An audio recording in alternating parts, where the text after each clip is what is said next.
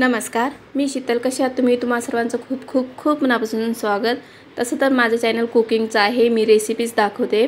पण मी हरतालिकेची पूजा कशी केली ती मी तुम्हाला दाखवणार आहे. इथे मी पाटावर पहिले कैलास काढून घेतलेला आहे. कैलास म्हणजेच घरासारखं आपल्याला घर काढून घ्यायचं आहे.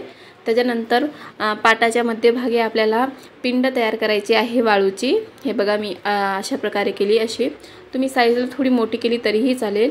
पण कैलास म्हटल्यावर कैलासवर फक्त महादेवच नाही राहत, तर गणपती, पार्वती सर्वच राहतात. त्याच्यामुळे आपल्याला गणपती पण काढायचा आहे. हे बघा मी तशी गणपती काढलेला आहे. गणपती काढायचा म्हणजे काही नाही, फक्त थोडीशी वाळू ठेवायची आहे ती तशी चिमूटभर ठेवल्यासारखी. त्यानंतर इकडे बाजूला मी पार्वती आणि पार्वतीच्या 2 मैत्रिणी काढलेल्या आहेत. आणि सर्वात महत्त्वाचं म्हणजे महादेवाचा नंदी. महादेव जिथं असेल तशी त्यांच्या समोर आपल्याला नंदी काढायचा आहे. त्यानंतर बेलपान घेऊन आपल्याला सर्व यांच्यावर पाणी अर्पण करायचं आहे. सर्व यांना पाणी लावायचं, कारण आपण पाणी टाकू शकत नाही, त्याच्यामुळे बेलानं आपल्याला पाणी टाकायचं आहे सर्व याच्यावर. त्यानंतर महादेवाला मी विभूती अर्पण करते. विभूती तुम्ही हवे असेल तर सर्वांच्या याच्यावर टाकू शकता. मी फक्त महादेवाच्या पिंडीवरच टाकलेली आहे. त्याच्यानंतर सर्व यांना म्हणजे हळदी कुंकू लावून घ्यायचं आहे आणि अक्षता टाकायच्या आहेत. महादेव, नंदी, गणपती, माता पार्वती आणि त्यांच्या सगळ्या सर्वांच्या याच्यावर आपल्याला हळदी कुंकू टाकायचं आहे. आणि तुम्ही जर कैलास काढत नसाल, फक्त महादेवाची पिंडच काढत असाल, तर तुम्ही आपली ती लाल सुपारी असते ती ठेवणं गरजेचं आहे, कंपल्सरी आहे. जर असं काढत असेल तर सुपारी नाही ठेवली तरी चालते. आता आपण वस्त्रमाळ ठेवूया महादेवाच्या पिंडीवर आणि गणपतीवर.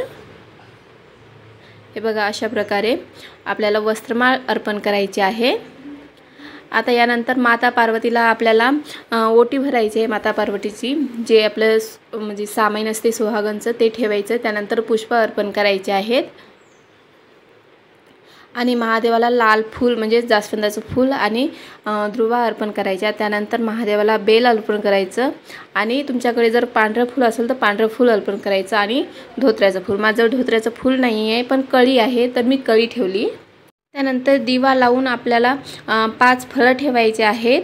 5 फळं तुम्ही कुठलेही घेऊ शकता. आणि त्याच्यानंतर आपल्याला 21 पानाच्या जुड्या करून 21 झाडाचे किंवा 16 झाडाचे आपल्याला पानं अर्पण करायचे आहे. पण हे पानं एक तर फळाच्या झाडाचे असले पाहिजे किंवा फुलाच्या झाडाचे असले पाहिजे, हे लक्षात ठेवा. फळ नाही तर फुलच चालते, दुसरे कुठलेही पानं चालत नाहीत.